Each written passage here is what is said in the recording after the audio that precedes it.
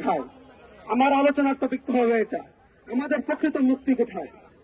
অনেকে বলে থাকেন যে 2 স্টেট সলিউশনের মাধ্যমে দুটি রাষ্ট্র করলেই, স্বাধীন ফিলিস্তিন করলেই এই সমস্যা, এই সংকট থেমে যাবে। আসলে এটা সত্যি নয়।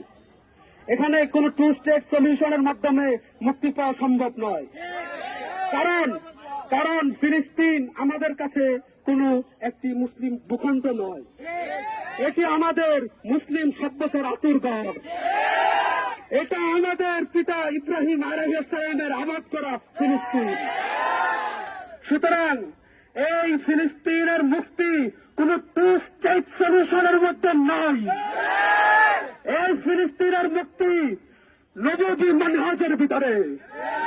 এই ফিলিস্তিনের মুক্তি রাসূলুল্লাহ সাল্লাল্লাহু আলাইহি ওয়াসাল্লামের মাদানী জীবনের মধ্যে।